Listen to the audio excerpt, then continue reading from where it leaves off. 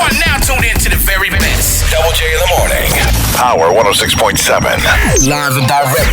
Let's go. Hey everybody, this is comedian Gabriel Iglesias, also known as the Fluffy Guy. And Double J, I love your face. You know what, Gabriel? I love your face, my friend. And let me start this whole interview off by saying I've been excited to talk to you because I wanted to tell you about a story. And you probably don't even remember this. A few years back, I was doing a radio show out in Northern California in Stockton. I ended up losing my job, couldn't find another radio job. So I had to take a job at the Fox Theater in Stockton. Okay. And for years, I had always been the guy introducing comedy acts because I was the morning guy at the radio station. Yeah. I was the guy hosting events at the Fox Theater. It was after one of your shows, I was now the guy who was sweeping the stage. Okay. So I'm sweeping the stage. You're walking out from backstage across the stage to go do a meet and greet. They open up the curtains, and there's all these people standing in there, and people are going, "Hey, look, it's Double J. He's sweeping the stage," laughing and stuff. Yeah. Gabriel, you walked up to me. You stopped. You put your arm on my back, and you said, "How you doing today, brother?" Randomly, and I thought, "Oh, that was pretty cool." Yeah. Then you said to me, "It's people like you that make my show possible." And then you walked off and did your whole meet and greet. And I just want to say, I think that was really awesome that you did that. Very, very cool. I wasn't sure what you were going to say. I was like, and then I was sleeping, and then the story was nice, man. Thank you.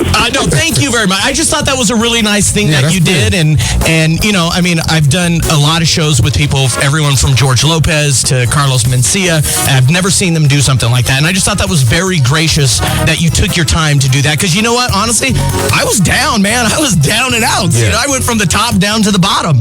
And I really appreciate that you did that. Very cool, man. Let's talk about you, though. LB, my co-host here, he wanted to know why the Hawaiian shirts. Yeah. You know what? Early on, I used to wear black a lot. That was my thing. I would always wear black.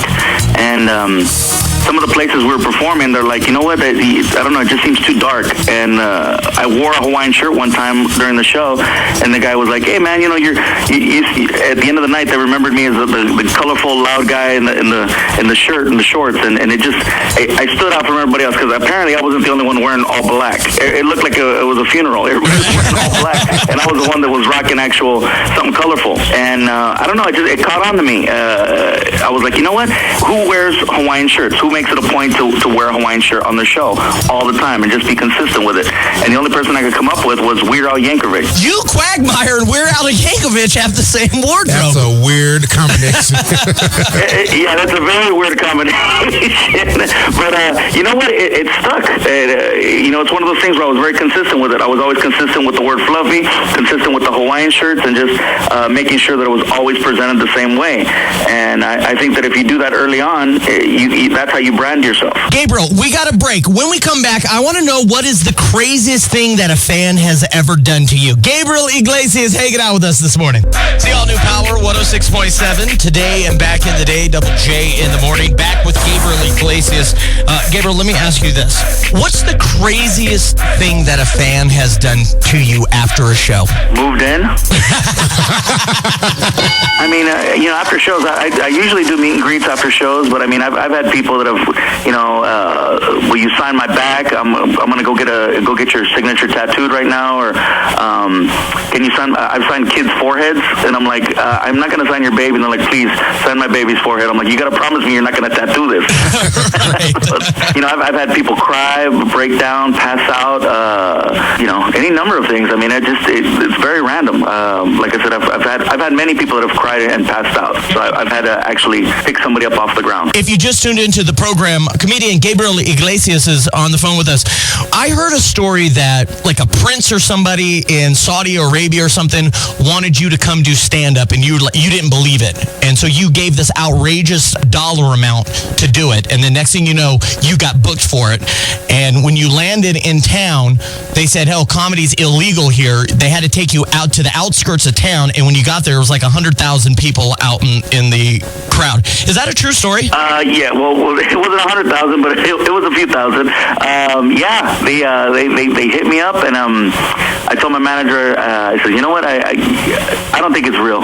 He goes, well, it sounds legit. And I gave a figure of something like $50,000. Right. You know, something just ridiculous. I'm like, there's no way. This is just this is a go away money. Right. And they didn't flinch. And I'm like, oh, okay. And the guy goes, well, they gave all of it. They paid the whole thing. And so you're like, all right, well, I guess I'm off to the Middle East. Here I come with the turban. I guess we're going. And the cool part is that after I went, it opened my eyes to a lot of things. And it's like one of those, you can't just judge everything. You can't blanket everything. So I've been back there a few times since then. And that experience has actually made it possible for me to go and perform in a lot of places where I probably wouldn't have given it the respect or just the chance.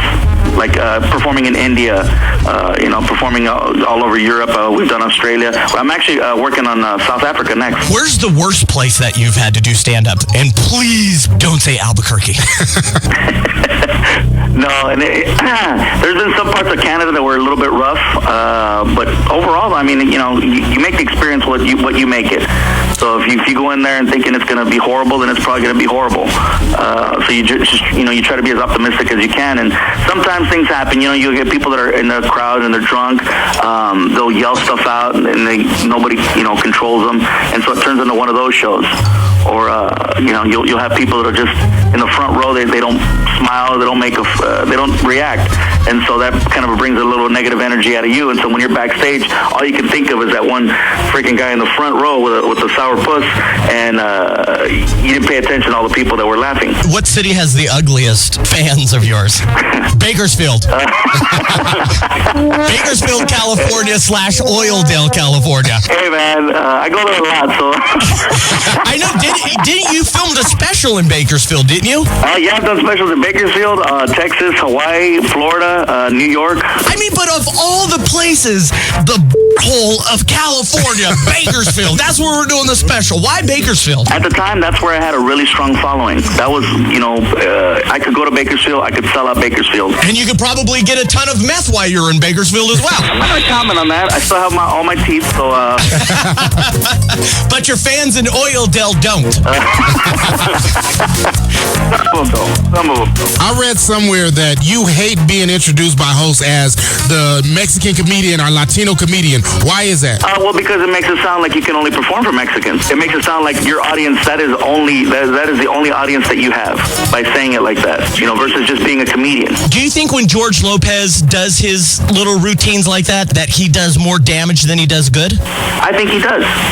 And I think there's a lot of people that don't want to hear about all the, have a million of the stereotypes beat into their heads over and over and over. All right. Now that you've done that, what else? Talk about something that that shows that we have more promise and more, that there's more affluent Latinos out there than just taco shop. Gabriel, what's next on the list for you? This Friday, the 17th.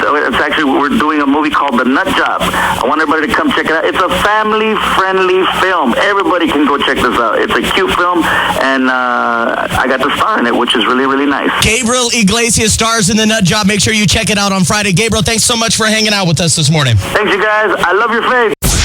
And that's how it's done. Wake up, wake up. Wake up with Double J in the morning. Weekdays 6 a.m. to 10 a.m. on Power 106.7.